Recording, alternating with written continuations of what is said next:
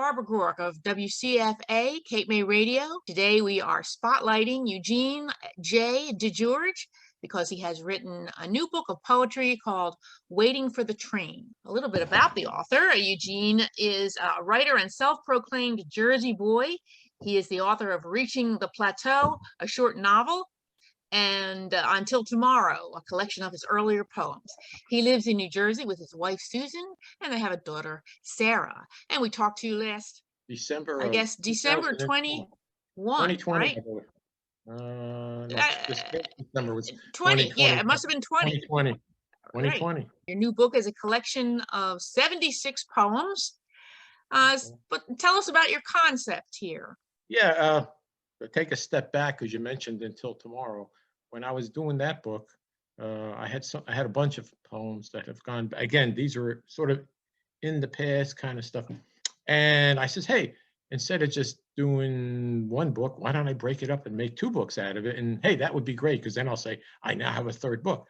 Right. But after it came out, two things happened. One was I was thinking myself, it's going to be kind of just the same thing.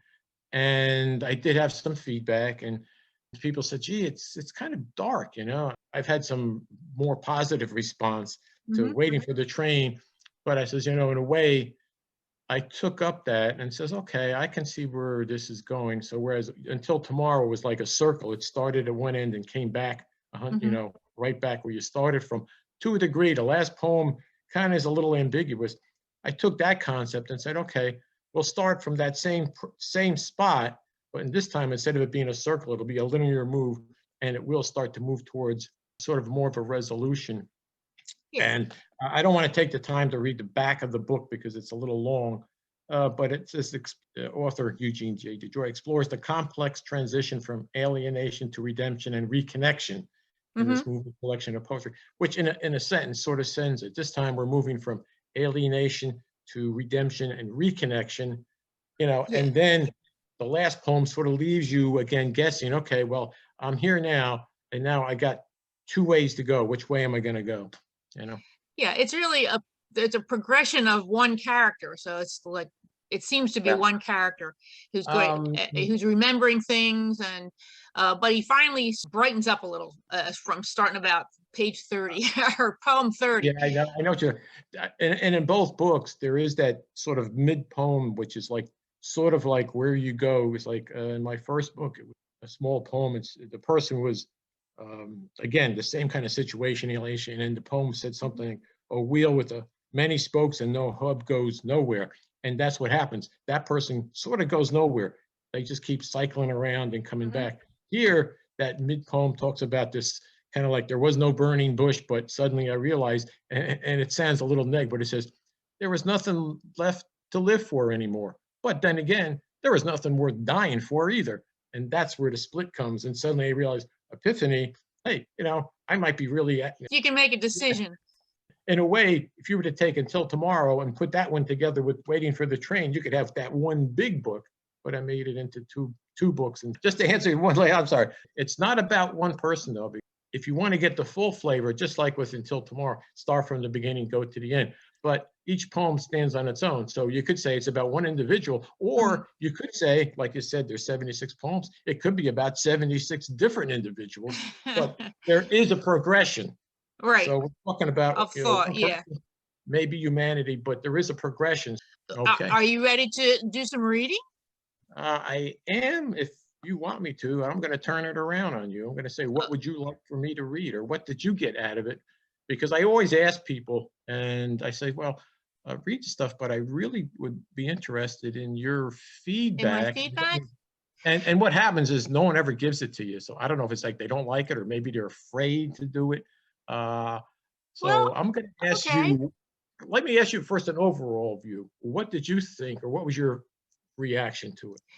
Well, I read it twice. So the first time I actually thought, I don't know if this is so dark that I don't know if I can even have any questions for you.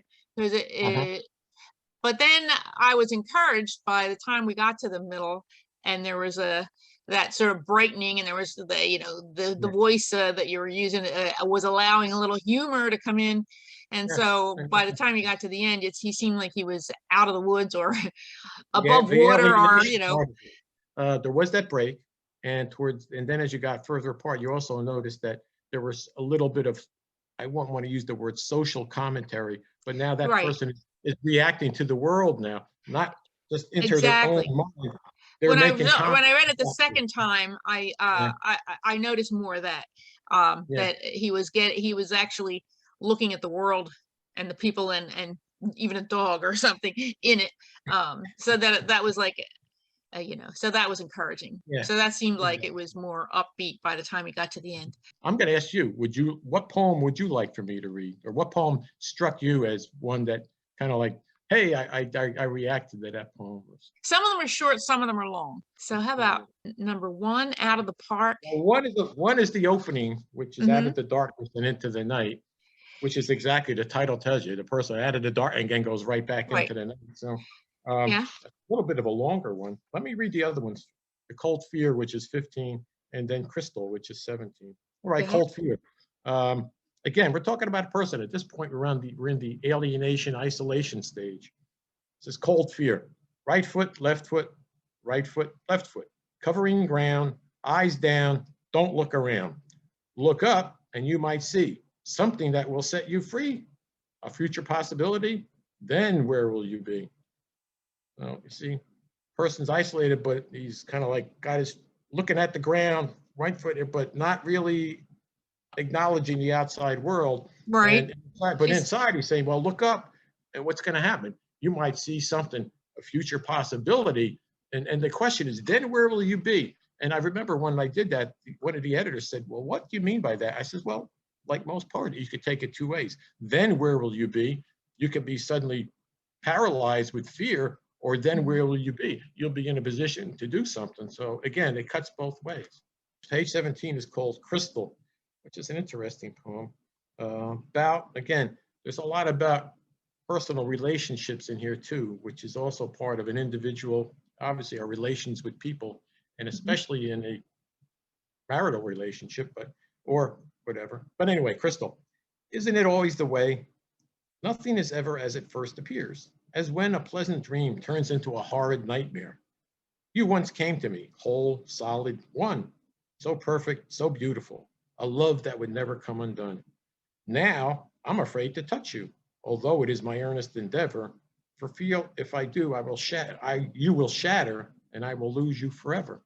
So again, you had this person who's kind of like totally unsure, and has Hmm. this other person, significant other, whatever you want to call them, saying, you know, you once, and now again, who are you talking about, the author, or is it the other person? Again, really talking about the other person, saying, hey, you know, I'm so, if you want to call it, I hate to use the word insecure, but I'm so unsure. Maybe that's a better word. Right. He's About my like own, paralyzed. He's kind of he's paralyzed, paralyzed. and he says, you came to me and you were once whole and solid in one, but is he saying that that isn't you anymore, or is it saying, I don't see you like that anymore, and I'm Hmm. afraid to get any closer because if I do, you might go all to pieces.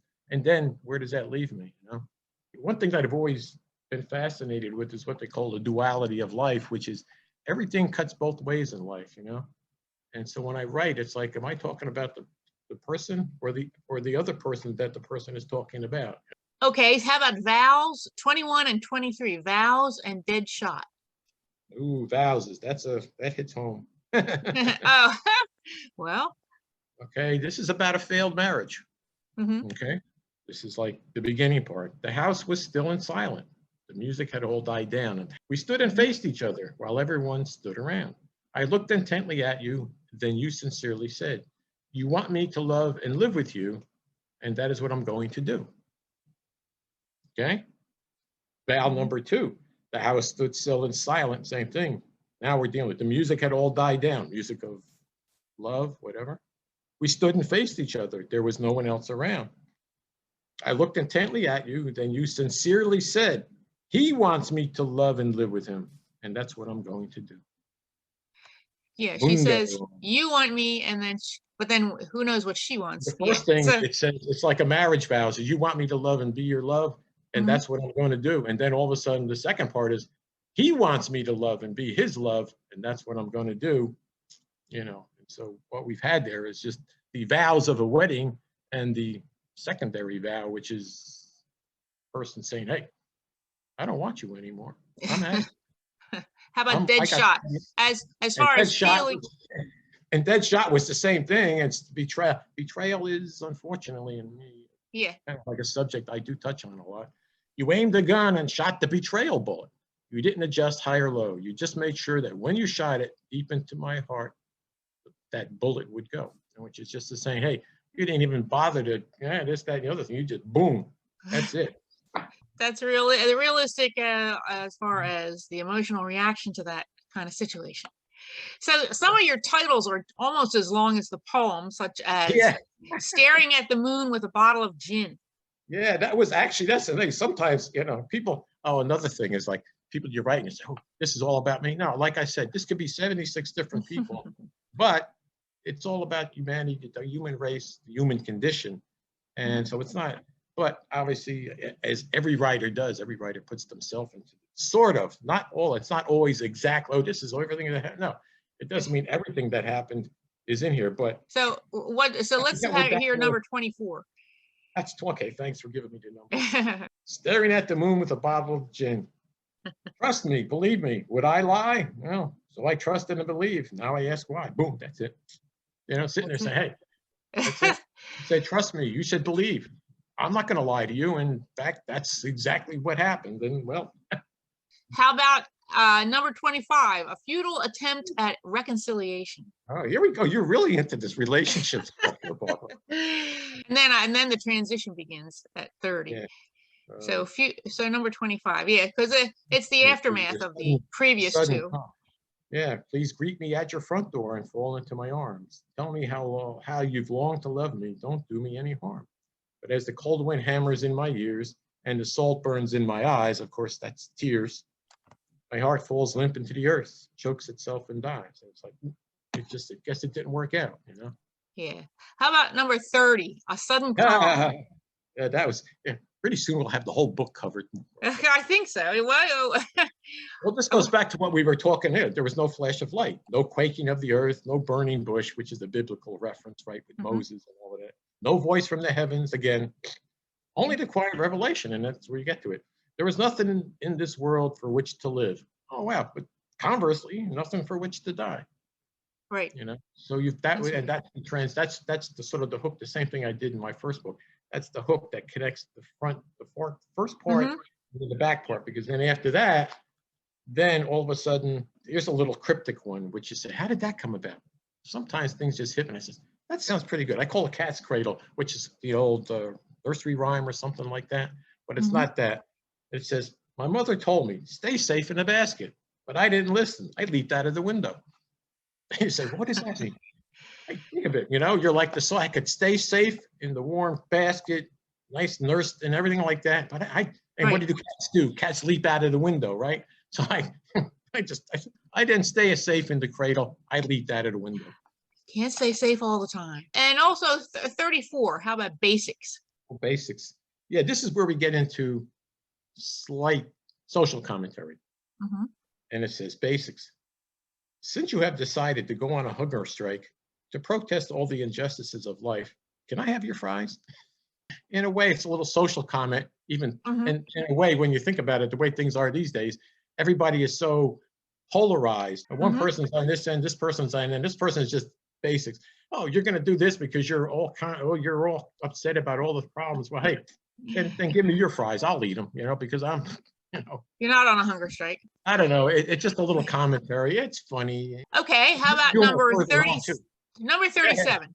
37, Mountain Valley Estates. This is the only place, a prestige community with a private lake and attended security gates.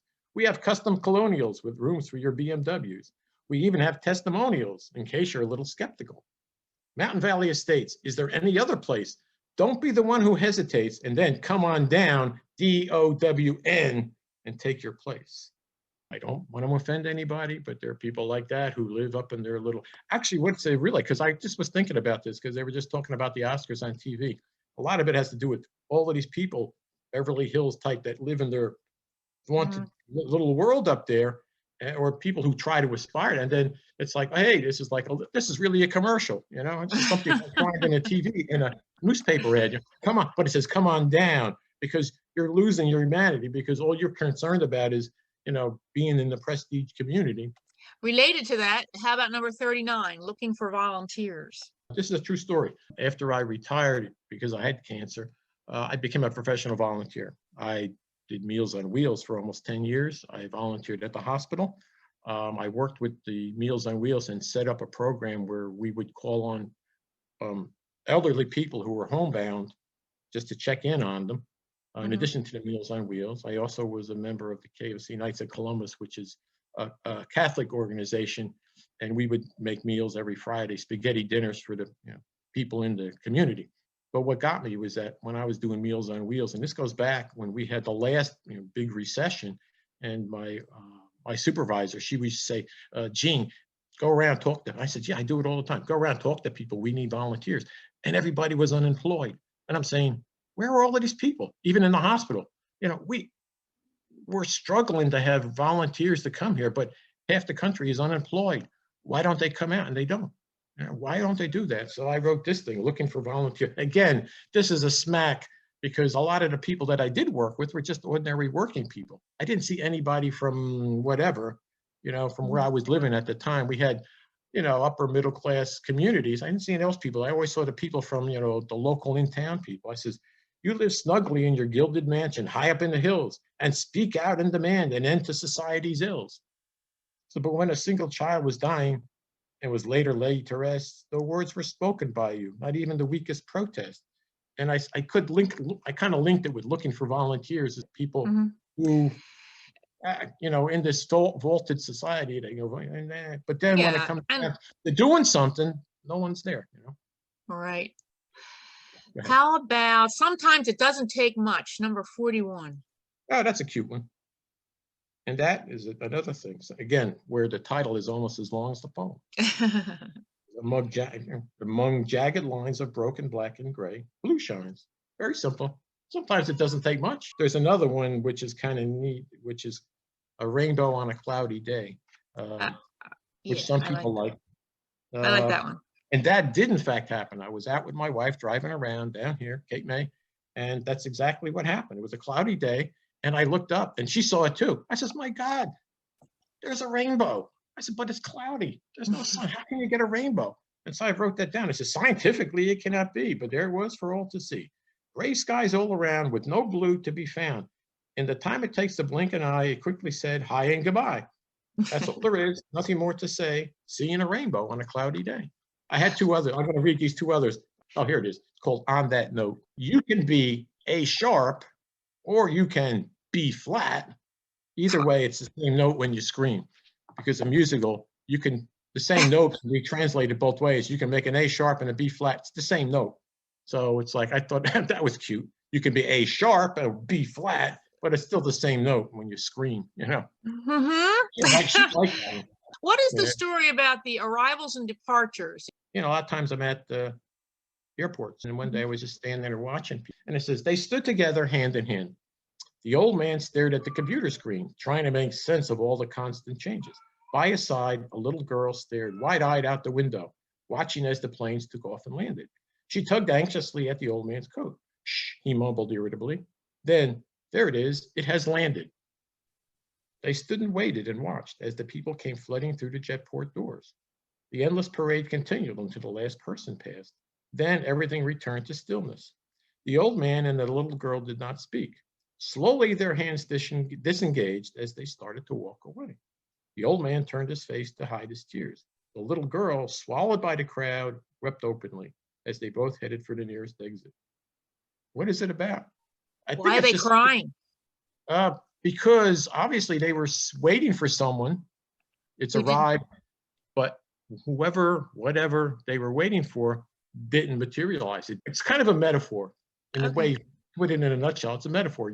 And then you have the old man and the young girl, and he's turning his head because he's the one to admit he's crying. She's crying. She gets Mhm. lost in the crowd. He just kind of, and that's really what I guess you could say. It's what So it's a lost, disappointment. They're both disappointing. lost disappointments, lost whatever aspiration or whatever, but it's kind of a metaphor. How about number 74, Poised to Take Flight, and then the last one, Waiting for the Train, the title of the book. So Poised to Take Flight. Bright red cardinal sitting in a tree, singing to the world, singing to me. Spring has come, winter is gone, new things to plumb, time to move on. And that leads you to Connected, and then that leads you to Waiting for the Train. Okay. 12 noon, platform D. Again, that's a kind of a waiting for the double E. Why double E? Because now I'm going back to my own background. Double E is used a lot.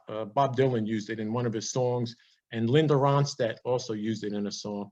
So it's like waiting for the double E. So I decided, well, I use that. It's part of my being a boomer. It's part of my. Excuse me, I asked another passenger. Yes. When does the train arrive? When do you want it to arrive? Yeah, whenever. Well, that's when it will arrive. Nothing you can do but wait. Strange reply, no lie. So I sat down at the gate. Nothing you can do but wait, I declared to no one but no there. True, but true, another passenger replied. But we've lived long enough to know that everything happens in its own time. I stared down the line.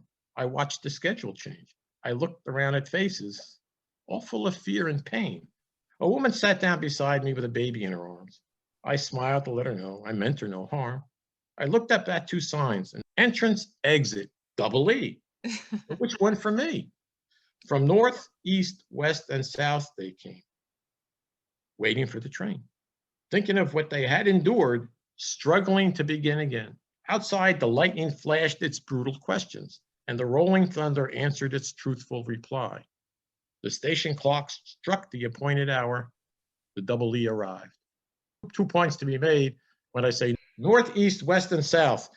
In case that's a little play, because you ever wonder where the term news came from? That's what it was when they started doing newspapers. North, east, west, and south. North, west, that's what it stands for. I think I heard that on Jeopardy the other night. How can we call it news? Because it was basically information that goes north and somebody. Yeah, I guess any all other directions. News from all directions. The book Waiting for the Train is available on Amazon as a Kindle ebook or as hardcover. Any other bookstores? Cross cover, actually paperback. If you go to Amazon, just go eugenedegeorge.amazon.com.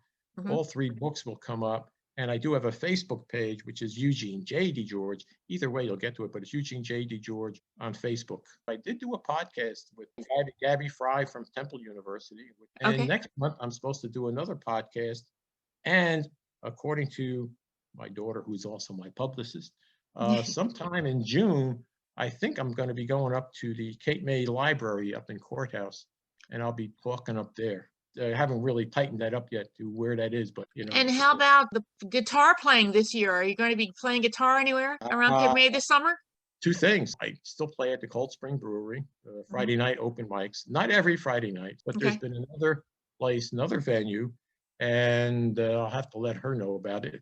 It's called the End of the Road Theater, which is at the Bayshore Plaza, Jennifer Swain, and she shows independent movies and has a book club. Movie club where you read the book and then you see the movie, a wine club where you and she also has the fourth Thursday of the month she has a local talent night, and I've also been singing there too, so there you go. Right. So, I mean, I've been a busy boy. You are correct, and you can find our earlier talk with Gene and Sarah on the Cape May Radio YouTube channel, where you'll also find this interview once we're all set up. Gene, thank you very much for coming to talk to us.